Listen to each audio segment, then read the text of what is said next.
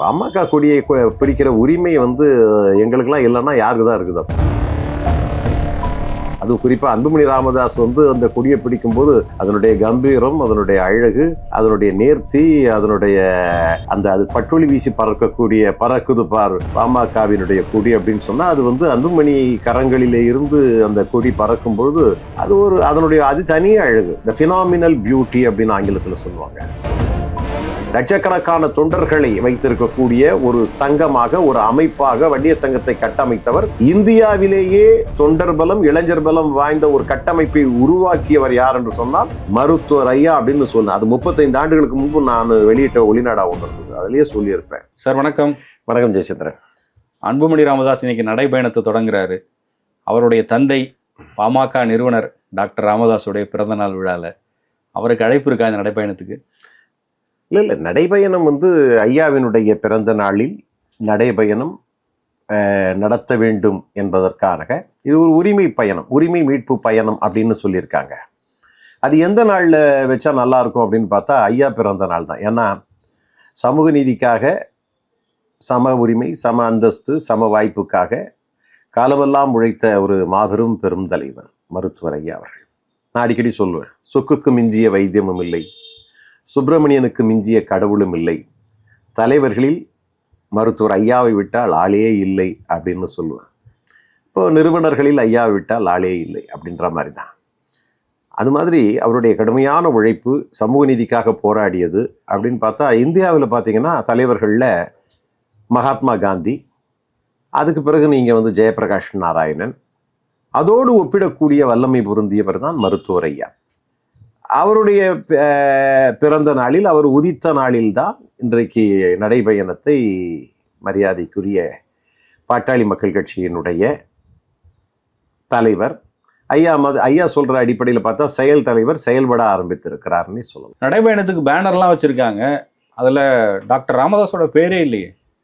இல்லை, நடைபயணமே நான் ஆரம்பத்தில் சொன்ன மாதிரி இன்றைக்கு மருத்துவர் ஐயாவினுடைய பிறந்த நாளில் இருந்து தான் இந்த நடைபயணம் துவக்கம் என்று இருக்கிறது. அதில் நீங்கள் எங்கேயோ ஒரு பேனரை பார்த்துருப்பீங்களே தவிர ஆரம்பத்திலிருந்து அவரை குலதெய்வம் வழிகாட்டி, அவரை விட்டால் எங்களுக்கு ஆளே கிடையாது, அது பாஸ்கரனாக இருந்தாலும் சரி, அன்புமணி ராமதாஸாக இருந்தாலும் சரி, அவரினுடைய அடையாளத்தை சொல்லிவிட்டுத்தான், அவருடைய தத்துவத்தை வைத்துத்தான் நாங்கள் இயக்கம் காண முடியும், இயக்கம் கண்டு கொண்டிருக்கிறோம், செயல்பட்டு கொண்டும் இருக்கிறோம். நடைபயணத்தில் பாமக கொடியோட நடைபயணமா இல்லை கொடி இல்லாமல் நடைபயணமா? பாமக கொடியை பிடிக்கிற உரிமை எங்களுக்கெல்லாம் இல்லைன்னா யாருக்கு தான் இருக்குது? அப்போ அது குறிப்பாக அன்புமணி ராமதாஸ் அந்த கொடியை பிடிக்கும்போது அதனுடைய கம்பீரம், அதனுடைய அழகு, அதனுடைய நேர்த்தி, அதனுடைய அது பட்டொலி வீசி பறக்குது பார் பாமகவினுடைய கொடி அப்படின்னு சொன்னால் அது அன்புமணி கரங்களிலே இருந்து அந்த கொடி பறக்கும் பொழுது அதனுடைய அது தனி அழகு, த ஃபினாமினல் பியூட்டி அப்படின்னு ஆங்கிலத்தில் சொல்லுவாங்க. அன்புமணி பாட்டாளி மக்கள் கட்சி கொடியையும் வன்னியர் சங்க கொடியையும் ஏந்தி இருக்கிற அழகு தான் ஃபினாமினல் பியூட்டி, தனி அழகு என்றே நான் சொல்வேன். சட்ட ஒழுங்கு பிரச்சனை வரும் நடைபயணம் தொடர்ந்தால் அப்படின்னு சொல்றாரு டாக்டர். சட்ட ஒழுங்கு பிரச்சனை அதை வரும்னா அவர் வேறு கோணத்திலோட சொல்லியிருக்கலாம். அதாவது அதுக்கு பாதுகாப்பு கொடுக்க வேண்டியது காவல்துறையினுடைய கடமை. ஏன்னா அது ஏற்கனவே நம்ம சித்திரை பெருவிழா மாநாடெல்லாம் நடக்கும் பொழுது கலவரங்கள் ஏற்பட்டிருக்கிற சூழல்லாம் வந்திருக்குது. அதுவும் பார்த்தீங்கன்னா இப்போ ஆர்ப்பரிக்கிற வெள்ளம் மாதிரி இளைஞர்கள் கூட்டம் அப்படியே வந்துக்கிட்டே இருக்கும். அன்புமணி நடைபயணம் துவங்குகிறார் என்று சொன்னால் நிச்சயமாக வெள்ளம் என இளைஞர்கள் பெருக்கெடுத்து வருவார்கள். அப்படியே கட்டுக்கடங்காமல் இருக்கும். அதை கட்டுப்படுத்த காவல்துறையினுடைய பாதுகாப்பும் அவசியம் அல்லவா? பாதுகாப்பு கேட்டு காவல்துறை கிட்ட போலையே, பேரணிக்கு தடை கேட்டுல போயிருக்காங்க. இல்லை, பேரணி தடை கேட்க வேண்டும் என்று சொன்னால் காவல்துறைக்கு போக வேண்டிய அவசியம் அல்ல, அது நீதிமன்றத்துக்குத்தான் போக வேண்டும். காவல்துறை என்ன செய்யும்? காவல்துறை பாதுகாப்பு வழங்கும், ஒழுங்குபடுத்தும். நாம் வேற என்னத்துக்கு அதாவது தடை செய்ய வேண்டிய அவசியம் இல்லை. அவருடைய கொள்கைகளை ஏந்தி தானே, அவருடைய சமூக நீதி கொள்கைகளை ஏந்தி, அவருடைய உரிமைகளை மீட்பதற்காக அவர் கற்றுக் கொடுத்த இந்த இடஒதுக்கீடு, அந்த இடஒதுக்கீட்டுக்கான உரிமை இன்னமும் அதை மீட்க வேண்டும் என்று சொன்னால் வலிமை பொருந்திய ஒரு தலைமை தேவை என்பதிலே மாற்று கருத்துக்கள் இல்லை. அந்த வலிமை பொருந்திய தலைமையாக இன்றைக்கு பாட்டாளி மக்கள் கட்சியிலே மருத்துவர் அன்புமணி ராமதாஸ் என்பதிலே மாற்று கருத்துக்கள் இல்லை. இது மருத்துவர் ஐயா அவர்களுக்கும் தெரியும். மற்றவர்கள் எல்லாம் ஒப்பிடுகிற பொழுது அதில் விஞ்சி நிற்பவர் மட்டுமல்ல, அதில் பெரிய ஆற்றலாளர் அன்புமணி அப்படின்னா நம்ம சொல்லலாம். ஆற்றலாளர் அன்புமணின்னே சொல்லலாம். நான் என்னமோ இது இந்த நேரத்தில் இதை வந்து பெருசாக தூக்கி பிடிக்க வேண்டிய அவசியம் இல்லை. இந்த வார்த்தைகளை எல்லாம் வந்து எங்கள் ஐயா தான் பேசியிருக்கிறார். எங்கள் ஐயா தான் அன்புமணியை பற்றி பேசியிருக்கிறார். அது எங்களுக்கெல்லாம் அதை அவரே இன்ஜெக்ட் பண்ணியிருக்கார். அவர் ஒரு டாக்டர் இல்லவா, அவர் எங்களுக்கு இன்ஜெக்ட் பண்ணதாக தான் நாங்கள் அதை பிரதிபலிக்கக்கூடிய ஒரு இடத்துல நாங்கள் இருக்கோம். இன்னைக்கு அவருடைய பயோபிக் ஒன்று வரப்போகுதுன்ற அனௌன்ஸ்மெண்ட்டும் வந்திருக்கு. டாக்டர் ராமதாஸின் வாழ்க்கை வரலாறு திரைப்படமாகிறது. ஆமாம், அது அவசியம். திரைப்படமாக்க வேண்டியது அவசியம், கட்டாயமும் கூட. ஏன்னா அவர் உழைத்த உழைப்பு. ஒரு மனிதன் பிறக்கிற பொழுது அந்த மனிதன் தன்னுடைய கடமையை செய்ய வேண்டும் என்பதற்கு ஒரு இலக்கணமாக அந்த ஒரு படம் அமையும். ஐயான்ற படம் இயக்குனர் சேரன் அவர்களாலே ரொம்ப நீண்ட நாள் கனவு, எங்களுடைய கனவை இன்றைக்கு வந்து அதை நிறைவேற்றுகிறார்கள். அதை வந்து தமிழ்குமரன் தயாரிப்பதாகத்தான் அறிவிப்பு வெளியாகி இருக்கிறது. அவர் எங்களில் ஒருவர் தானே. அவர் நீண்ட காலமாக அது வந்து டிஸ்கஷனில் இருந்தது. அதை அவர்கள் டிஸ்கஷன் பண்ணி இன்னைக்கு வந்து அதை நல்லா பண்ணிடுறேன். நேற்று முன்தினம் கூட நான் சேரனை பார்த்தேன். இயக்குனர் சேரன் சொன்னார், அது மாதிரி ரொம்ப சிறப்பாக வந்திருக்குன்னு சொன்னார். தமிழ்குமரன் என்கிட்ட சொல்லிட்டு இருந்தார். அது நாங்களாம் வரவேற்கக்கூடிய படைப்பு, அதற்காக நாங்கள் வந்து காத்து கொண்டிருக்கிறோம். அது எப்போன்னு சொல்லிட்டு இருவிழி பார்வையில் நாங்கள் பார்த்து கொண்டிருந்தோம். அது இப்போ அந்த இன்றைக்கு அவர் பிறந்த நாளிலே அந்த அறிவிப்பு வந்தது. எங்களுக்கு உண்மையிலேயே மகிழ்ச்சி. ஐயா கட்சிக்குள்ளேயே ஏகப்பட்ட கெடுபிடிகள் விதிக்கிறாரு. படத்துல டாக்டர் ராமதாஸோடைய ரோல் என்னன்றது நமக்கு அந்த ஃபர்ஸ்ட் லுக் போஸ்டர்லயே தெரியுது. ஆமா, அன்புமணி ராமதாஸோட ரோல் இருக்குமா? கண்டிப்பா அதெல்லாம் இல்லாம இருக்காது. அவருடைய வாழ்க்கை வரலாற்றிலே வந்து தவிர்க்க முடியாத ஒரு மிகப்பெரிய சக்தி அன்புமணி ராமதாஸ். அதனால அந்த படம் முழுக்க எதிரொலிக்கும்ன்றது அவசியம் இல்லை. அது அவருடைய பயோபிக், ஐயாவோட பயோபிக், அவருடைய போராட்ட வாழ்க்கை. அது அவர் வந்து சமூக வன்னியர் சங்கம் தொடங்கி ஒவ்வொரு ஒன்றிலிருந்து ஆரம்பித்தார். அதாவது பூஜ்ஜியத்திலே இருந்து ராஜ்யத்தை உருவாக்க வேண்டும். வன்னியர் ராஜ்யத்தை உருவாக்கி இருக்கிறார்.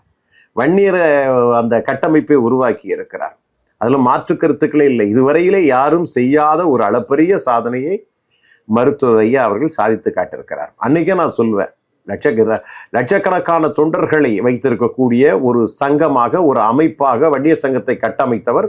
இந்தியாவிலேயே தொண்டர் பலம், இளைஞர் பலம் வாய்ந்த ஒரு கட்டமைப்பை உருவாக்கியவர் யார் என்று சொன்னால் மருத்துவர் ஐயா அப்படின்னு சொன்னேன். அது 35 ஆண்டுகளுக்கு முன்பு நான் வெளியிட்ட ஒளிநாடா ஒன்று இருந்தது. அதிலேயே சொல்லியிருப்பேன்.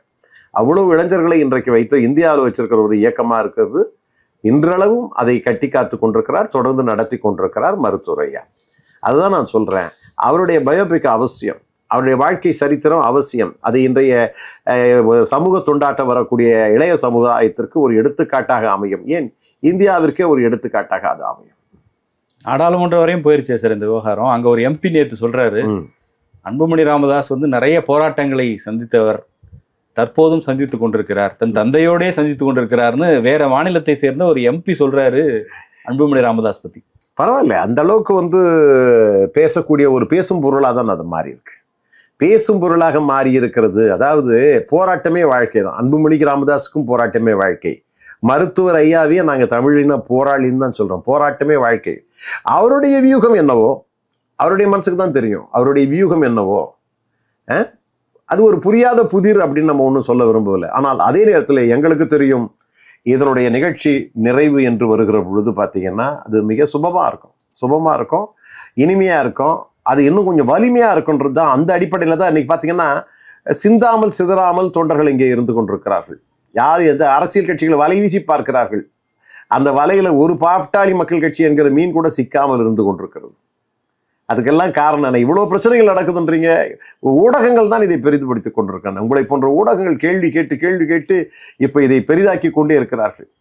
இன்னைக்கு ஒரு காலத்தில் வந்து பார்த்தீங்கன்னா இளவரசி டயானா பின்னாடி துரத்திக்கிட்டு போகிற மாதிரி இப்போ மருத்துவர் ஐயா பின்னாடியும் அன்புமணி ராமதாஸ் பின்னாடியும் ஊடகங்கள் துரத்தி அடித்து கொண்டே சென்று கொண்டிருக்கின்றன. அந்த அளவுக்கு இன்றைக்கு வந்து ஊடகங்களுடைய ஒரு அதிவேக, அது இன்னும் சொல்லுவாங்க, இந்த ஃபயர் நியூஸ் மாதிரி ஆகிப்போச்சு. அது இல்ல, இவருடைய சாதனைகள் நாடாளுமன்றத்தில் பேசப்பட்டா பரவாயில்ல, தந்தைக்கும் மகனுக்கும் இடையேயான இந்த கருத்து வேறுபாடு தான் இன்னைக்கு அங்க நாடாளுமன்றம் வரைக்கும் எதிரொலிச்சிருக்கு. அதான் பாத்தீங்களா, இப்படிதான் கேள்வி கேட்கறீங்க நீங்க. சாதனைகளை பற்றி பேசுறது, சாதனை உலகமே ஏற்கனவே பேசியாச்சு இல்லையா? சாதனைகளை பேசியாச்சு. இடஒதுக்கீடு பற்றிய அந்த பிரச்சனையை இன்றைக்கு தந்தை பெரியாருக்கு பிறகு இடஒதுக்கீட்டை வந்து சட்டத்தையே திருத்த வைத்தது மருத்துவர் ஐயா அவர்களும் அன்புமணி ராமதாஸ் அவர்களும். மருத்துவர் அன்புமணி ராமதாஸ் அவர்கள் அன்னைக்கு சுகாதாரத்துறை அமைச்சராக இருந்த பொழுது SC/STக்கான இந்த இடஒதுக்கீடு அவசியத்தை வலியுறுத்தி பேசப்பட்ட பொழுது அது நாடாளுமன்றமும் பேசியது, சட்டமாக்கியது, நடைமுறைப்படுத்தியது. அப்பவும் அதையும் பேசினார்கள், இதையும் பேசினார்கள். அரசியல் என்று வருகிற பொழுது பேசுவது தானே இயல்பு, பேசினால் தானே அரசியல். பேச பேசத்தானே அரசியல் சுவைப்படும் மட்டுமல்ல, அதில் உண்மை புலப்படும். அந்த உண்மை புலப்படுவதாகத்தான் நான் கருதுகிறேன். டாக்டர் அன்புமணி மேல இன்னொரு விமர்சனமும் வந்திருக்கு. நாடாளுமன்றத்துக்கு அவர் சரியா வர்றதில்லை, அவருடைய கடைசி நாள் இந்த ராஜ்யசபா எம்பியாக அவருக்கு நேத்தோட பதவி காலம் முடியுது, அன்று கூட அவர் அங்க வரலன்னு ஒரு விமர்சனம்.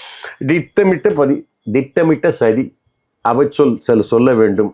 மருத்துவர் அன்புமணி ராமதாஸ் மீது தொடர்ந்து ஒரு கோயாபல்ஸ் பொய்யை கட்டவிழ்த்து வைக்க வேண்டும் என்பதற்காகவே தொடர்ந்து அதை செய்து கொண்டிருக்கிறார்கள். அதை திராவிட முன்னேற்ற கழகம் போன்ற கட்சிகளும் அதை சார்ந்த ஊடகங்களும் தொடர்ந்து அதை பரப்புரை செய்து கொண்டிருக்கின்றன. நேற்று அவர் நாடாளுமன்றம் செல்லவில்லை என்று சொன்னால் அது அவர் அந்த நாடாளுமன்றம் இறுதி கட்டத்தில் நெருங்கி இருக்கிறது. வைகோபால்சாமி அவர்கள் போய் கலந்து கொண்டிருக்கிறார், இன்னும் ஏனையவர்கள் கலந்து கொண்டிருக்கிறார்கள், நிறைவுரை ஆற்றியிருக்கிறார்கள். ஆனால் நாளை மருத்துவர் ஐயாவினுடைய பிறந்த தினத்திலே இன்றைக்கு உரிமை மீட்பு பயணத்தை இன்றைக்கு மருத்துவர் அன்புமணி ராமதாஸ் அவர்கள் இங்கே வைத்துக்கொண்டு இன்னும் பல நிகழ்வுகளை வைத்துக்கொண்டு அவர் அங்கே செல்ல வேண்டிய கட்டாயத்திலே அவர் இல்லை. அதனால தான் அதை தவிர்க்க வேண்டியதாயிட்டதே தவிர மற்றபடி ஒன்றுமில்லை. அவருடைய பதிவுகளை நீங்கள் பார்த்தாலே தெரியும். நாடாளுமன்றத்தில் அவர் பேசிய பேச்சுக்கள், அவருடைய வருகை பதிவேடே குறைவா இருக்குன்றாங்க. அதுதான் திட்டமிட்ட சதி, அவச்சொல், பழிச்சொல். இதை நாம இதை சொல்லிக்கிட்டே இருந்தா அதை மாற்றுக்கிறது வேண்டிய அவசியமே இல்லை. அதுவும் பார்த்தீங்கன்னா நேற்று திட்டமிட்டே அதை அதை பதிவு செய்ய வைக்கிறார்கள் நேற்று. அப்போ களங்கம் கற்பிக்கிற முயற்சி அது ஒரு பெரிய ஆற்றல் மிக்க ஒரு போர் வீரனை போருக்கு அனுப்பாமல் செய்யக்கூடிய ஒரு முனை வழங்கக்கூடிய ஒரு தன்மையைத்தான் இன்றைக்கு யார் பண்றது. அதுதான் திட்டமிட்ட சதின்னு நான் ஆரம்பத்தில் சொன்னேன். அதை குறிப்பாக திராவிட முன்னேற்ற கழகத்தை சேர்ந்த ஊடகங்கள் செய்து கொண்டிருக்கின்றன. இன்றைக்கு தந்தை மகன் உறவை, அந்த அன்பு உறவை விரும்பாத சில சக்திகள் செய்து கொண்டிருக்கின்றன. இதெல்லாம் செயல்படுத்தி கொண்ட அந்த தீய சக்திகள் ஓயும் காலம் வெகு தொலைவில் இல்லை. அவ்வளவுதான். அதே நேரத்தில் அந்த நடைபயணத்துக்கான நோக்கம் என்ன? உரிமை மீட்பு பயணம் நாம சொல்லிட்டோம். ரெண்டாவது நடைபயணம் என்பது மட்டுமல்ல, பல நேரங்களிலே மருத்துவர் அன்புமணி ராமதாஸ் அவர்கள் இந்த கொடியேற்றத்துக்கு போயிட்டு வந்துக்கிட்டு தான் இருக்காங்க. இடைவிடாத ஒரு பயணம், இடைவிடாத ஒரு உழைப்பு. இன்னைக்கு கூட பல நேரங்களில் பார்த்தீங்கன்னா தொண்டர்கள் விரும்புவது, இளைஞர்கள் விரும்புவது என்னன்னா, அன்புமணி ராமதாஸ் ஐயா வர வேண்டும், அன்புமணி ராமதாஸ் வர வேண்டும், சொல்லப்போனால் சௌமியா அன்புமணி அவர்களும் வர வேண்டும். சில நேரங்களில் அன்புமணி ராமதாஸ் அவர்கள் போக முடியாத இடங்களிலே எல்லாம் சௌமியா அன்புமணி அவர்கள் சென்று திருமண நிகழ்ச்சிகளிலே கலந்து கொள்வது அல்லது பொது நிகழ்ச்சிகளிலே கலந்து கொள்வது என்கிற ஒரு பிரச்சனையை இன்றைக்கு அவர்கள் கையாண்டு வருகிறார்கள். ஏன் கையாண்டு வருகிறார்கள் என்று சொன்னால், பெரிய பணிச்சுமை தான் அது. அன்புமணி ராமதாஸுக்கு பெரிய பணிச்சுமை. அது ஒரு கட்சியை தலைமை தாங்கி நடத்தி கொண்டு செல்லுகிறவர்களுக்கு ஏற்படக்கூடிய இயல்பான கடினங்களிலே ஒன்று அது. அதை இன்றைக்கு பகிர்ந்து கொள்ளக்கூடிய ஒரு சக்தியாகத்தான் சௌமியா அன்புமணி அவர்களும் இருக்கிறார்கள். அன்புமணி ராமதாஸ் அவர்களுக்கு பணிச்சுவை ஏராளம். அந்த பணிச்சுவையை நாம் குறைத்து மதிப்பிட முடியாது. நீங்க பணிச்சுமை இல்லாமல் இருக்க முடியாது. அவருடைய ஷெட்யூலை நீங்க பார்த்தீங்கன்னா எனக்கே தலை சுத்தி போகும். ஆகவே அவர் ஒரு மிகப்பெரிய இளைஞரணியை வைத்து கட்டமைத்தவர். இன்னும் இளைஞராகவே இருக்கிறார், வசீகரமாகவும் இருக்கிறார். அதனால அவருடைய வருகையை எதிர்பார்க்கிறார்கள், அவரோடு எதிர்பார்க்கிறார்கள். அதே மாதிரி பார்த்தீங்கன்னா அந்த சப்ஜெக்டிவ், ஒரு மனிதன் எப்படி இருக்க வேண்டுமோ, ஒரு அரசியலுக்கான முழு தகுதியும் படைத்தவர் யார் என்று சொன்னால் அன்புமணி ராமதாஸை தான் சொல்லணும். ஒரு சப்ஜெக்டிவா பேசக்கூடிய அளவுக்கு இன்னைக்கு நான் வேற தமிழ்நாட்டில் மட்டுமல்ல, இந்தியாவிலேயே பல தலைவர்களை நான் பார்த்திருக்கிறேன். பல தலைவர்கள் நல்ல பேசுகிற பேச்சாளர்களையும் நான் பார்த்துக்கிறேன். அடுக்குமொழியிலே பேசுகிறவர்கள் இருக்கலாம், அழகாக பேசுகிறவர்கள் இருக்கலாம். சப்ஜெக்டிவா பேசுறது யாரு அப்படின்னு சொன்னா எனக்கு தெரிஞ்சவர்களும் அன்புமணி ராமதாஸ் சொல்லுவேன். ஏன்னா நான் பல நேரங்களில் ஒப்பிட்டு பேசுவேன். அப்துல் கலாமுக்கு இணையா ஒரு சப்ஜெக்டிவா அவருடைய பேச்சை கவனிக்கக்கூடிய அளவுக்கு அகில இந்தியவே உற்று பார்க்கக்கூடிய அளவுகளுக்கு அவர் நல்வழி காட்டக்கூடிய பேச்சு அவர்கிட்ட நிறைய இருக்கு. அதுக்கான காப்பீஸ் என்கிட்ட இருக்குது. ஏன்னா மக்கள் தொலைக்காட்சியில் நான் இருக்கிறேன் இல்லையா, அப்போ அதனால நாங்கெல்லாம் பத்திரப்பதிவு வச்சிருக்கோம் இல்லையா, பதிவு பண்ணி வச்சிருக்கிறோம் இல்லையா. அதை நம்ம இப்பெல்லாம் போட்டு காட்டணுன்ற அவசியமே இல்லை. ஏன்னா அவர் ஆளுமையை நிரூபணம் செய்ய வேண்டும் என்பதற்காக அதுல பிரச்சாரத்தில் ஈடுபட வேண்டும் என்கிற அவசியமே இல்லை என்பதற்காகத்தான் இருக்கிறோம். தேவைப்பட்டால் அதெல்லாம் நாம எடுத்து காட்டுவோம். இந்த சின்ன சின்ன பொய்களுக்காக நாம சிரமப்பட்டு இதை நிரூபணம் செய்ய வேண்டிய கட்டாயத்தில் ஒன்றும் அன்புமணி ராமதாஸ் இல்லை. அவர் நாளைக்கே அவரை ஸ்டார்ட் பண்ணி விட்டாலும் அந்த குதிரை ஓட ஆரம்பிச்சிடும், பேச ஆரம்பிச்சிடும். அவருடைய பொருள்பட பேசுவது, செயல்படுவது, அதை மீட்பது, போராட்டம் செய்வது, போராடி மீட்பது, இந்த கலையில அவர் வல்லவர் தான். அவர் டாக்டர் ராமதாஸோட வீட்டுல இருந்து ஒட்டு கேட்பு கருவியெல்லாம் எடுத்திருக்காங்களே. அதான் சொல்றேன், அந்த ஒட்டு கேட்பு கருவிக்கான விசாரணை போயிட்டே இருக்கு அப்படின்றாங்க. நேத்து கூட யார் அப்படி பண்ண போறாங்க? அவர் வீட்டுக்குள்ள போய் பண்ணிருக்காங்களே. அதுதான், அது நீங்க ஒரு வார பத்திரிகையில தொடருன்ற மாதிரி தொடர்ந்து 4 வாரமா இந்த பிரச்சனையை போட்டுட்டு தான் இருக்கிறாங்க. அதுவும் வந்து தனியார் நிறுவனம் வந்து பாக்குது, அப்ப அதே நேரத்தில் காவல்துறை பாக்குதுன்னு சொன்னாலும் கூட அது உண்மையை அறிய வேண்டும் என்பதுதான் நோக்கம். அது பாலு கூட, அன்புமணி ராமதாஸ் அருகில் இருக்கக்கூடிய தம்பி பாலு அவர்கள் கூட அவர் சொன்னாரு, அந்த ஒட்டு கேட்கும் கருவி தொடர்பாக புலன் விசாரணை செய்து உண்மை வெளிப்பட வேண்டும் என்கிற ஒரு தன்மையை சொல்லி இருக்கிறார்கள். அது ஒன்றும் பெரிய விஷயமே இல்லை, ஒட்டு கேட்பும் கருவியை அவசியமே இல்லை. மருத்துவர் ஐயா பொறுத்தவரையில் ஐயா ஒரு உண்மை விளம்பி, அவர் ஒட்டு கேட்கணுன்ற அவசியமே இல்லை. அவரே பேசிட போறாரு, அது உங்ககிட்ட ஏராளமா பேச போறாரு. அது ஒட்டு கேட்டு தான் பேசணுன்ற அவசியம் இல்லை. இந்த நடைபயணம் தொடங்கி முடிவது திருப்போரூர்ல தொடங்கி தருமபுரியில முடியுது. வட மாவட்டங்களுக்குள்ளேயே தான் நடைபயணமா? பாமகவினுடைய பவுண்டரி இதுதான்? அப்படி பவுண்டரியே கிடையாது, எல்லை இல்லை. அதாவது தமிழகமே எல்லை தான். பாட்டாளி மக்கள் கட்சிக்கு தமிழகமே எல்லை, வானமே எல்லைன்ற மாதிரி தமிழகமே எல்லை தான். அன்றைக்கு 100 நாட்கள் இது முதற்கட்டம். இந்த முதற்கட்ட பயணமா 100 நாட்கள் அந்த நடைபயணம் துவங்குகிறது. அதுக்கு பிறகு அவர்கள் செயல் திட்டத்திலே அவர்கள் சொல்லி இருப்பது போல எந்தெந்த பகுதி, எந்தெந்த மாவட்டங்களிலே எப்படி எல்லாம் வலம் வருவது என்பது குறித்து ஒரு முழு ஸ்கிரிப்ட் வந்த பிறகு நான் சொல்றேன். அதெல்லாம் முதல்ல ஆட்சிக்கு வரணும், 234 தொகுதியிலேயே வேட்பாளர்களை நிறுத்தணும் அப்படிங்கிற இடத்துல இருந்து நகர்ந்து இன்னைக்கு பாமக ஒரு 60 தொகுதியில போட்டிட்டு 40 தொகுதியில ஜெயிக்கணும்ன்ற இலக்க வச்சு நகர்ற மாதிரி தெரியுது. இது நகர்தலே கிடையாது. இது வந்து இன்றைய அரசியல் சூழ்நிலைக்கேற்ப அரசியல் நிலவரங்களை பார்த்து ஒவ்வொரு காயாக நகர்த்துவது. அந்த காய் நகர்த்தலிலே பாட்டாளி மக்கள் கட்சி வல்லமை பொருந்தியது. நீங்க சொன்ன மாதிரி ஆட்சி அதிகாரத்தை கைப்பற்றுவதுதான் முதற் நோக்கம். அந்த பாட்டாளி மக்கள் கட்சி ஆட்சி நோக்கத்திற்கு வர வேண்டும், அன்புமணி ராமதாஸ் முதலமைச்சராக வேண்டும். அதன் அடிப்படையிலே தான் இந்த தமிழகம் செழிப்பாக உருவாக வேண்டும் என்று சொன்னால் கல்வி, வேலை வாய்ப்புகளில், இடஒதுக்கீடுகளில், சமூக நீதி போன்ற உரிமைகளில் பல உரிமைகளை பெற்றெடுக்க வேண்டும். நதிநீர் சிக்கல்கள் தீர்க்கப்பட வேண்டும். இந்த மாதிரியான பிரச்சனைகள் தீர்க்கப்பட வேண்டும் என்று சொன்னால் இன்றைக்கு வழிகாட்டக்கூடிய தலைவர், நிர்வாகம் செய்யக்கூடிய ஒரே தலைவராக அன்புமணி ராமதாஸ் தான் எதிர்காலத்திலே விளங்குவார் என்பதிலே மாற்று கருத்துகள் இல்லை. அதற்கான வியூகங்கள் இன்றைய அரசியல் சூழ்நிலை 2026 கூட்டணி என்கிற கருத்திலே மாற்று கருத்து இல்லை. இதுல ஒன்னாதானே இருக்காங்க 2 பேருமே. மருத்துவர் ஐயா அவர்களும் அன்புமணி ராமதாஸ் அவர்களும் ஒரே கருத்திலே தான் இருக்கிறார்கள். கூட்டணி தான், இருவரும் ஒரே கூட்டணியில் தான் சொல்ல போகிறார்கள். அதுல ஒன்றும் மாற்று கருத்துக்கள் இல்லை. இதெல்லாம் வந்து பெருசா காலங்காலமாக இழுத்து செல்லக்கூடிய போர் அல்ல. இது மகாபாரத போரை விட நீண்டு கொண்டு போகிற போர் அல்ல. இதெல்லாம் என்ன அது? எனக்கு நாளைக்கே அவர் நினைச்சாருன்னா ஐயா அழைப்பார், இவர் போவார், ஐயா அழைப்பார். இதெல்லாம் சாதாரணம் இல்லை, சாதாரண விஷயம் தானே. இது நடைபெறக்கூடிய ஒரு விஷயம் தான். இதைத்தான் ஊதி பெரிதாக்கி இருக்கக்கூடிய விஷயம் தான். இப்ப சமீபத்தில் இது பெருசா இல்லை. இது ஏதோ போட்டு வெடிக்க போகுது அப்படின்னு நீங்க எதிர்பார்க்க போறீங்க, ஒண்ணுமே கிடையாது. இருகரம் கூப்பி அவர் வரவேற்கக்கூடிய ஒரு சூழல் இருக்கிறது. கட்டி தழுவி இந்த கட்சியை வலுப்படுத்த வேண்டிய 2 பேரும் செய்யக்கூடிய ஒரு சூழல் இருக்கிறது. அவர்கள் சொல்லுவதை கேட்டு இன்றைக்கு நியமனம் செய்யப்பட்டிருக்கிற பொறுப்பாளர்கள் இந்த கட்சியை வழிநடத்த போகிறார்கள் என்பதும் எதிர்காலத்திலே கருத்து.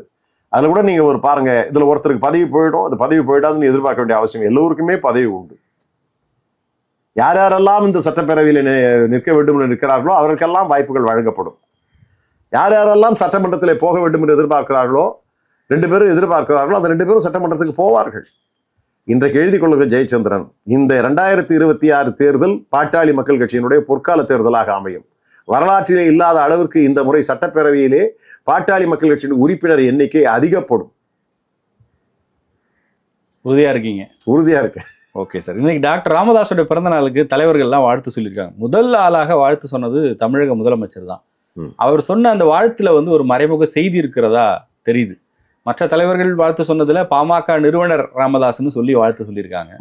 முதல்வரோட வாழ்த்துல பாமக நிறுவன தலைவர்னு, அதாவது டாக்டர் ராமதாஸ் இப்போது தன்னை எப்படி எந்த ஒரு பதவியில் இருப்பதாக சொல்றாரோ அதை குறிப்பிட்டு அவர் மட்டும் வாழ்த்து சொல்லியிருக்காரு. அதான் சொன்னேன். அவர் பல நேரங்களில் மருத்துவர் ஐயா அவர்கள் இந்த நடைபெற்ற மாநாட்டில் கூட ஸ்டாலினை தம்பி என்று வர்ணித்திருக்கிறார். அந்த மாநாடு நடைபெறுவதற்கு அனுமதி கொடுத்ததை பற்றி பெருசாக பேசியிருக்கிறார்.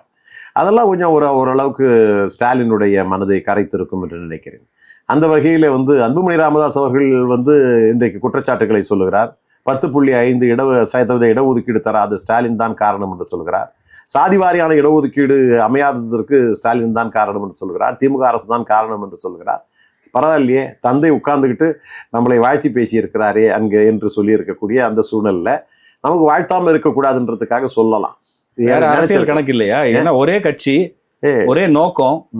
ஒருத்தர் திமுக மேல குற்றச்சாட்டுகள் அடுக்கிக்கிட்டே இருக்காரு, இந்த இடஒதுக்கீடு கிடைக்காமல் இருப்பதற்கு திமுக காரணம்னு சொல்றாரு.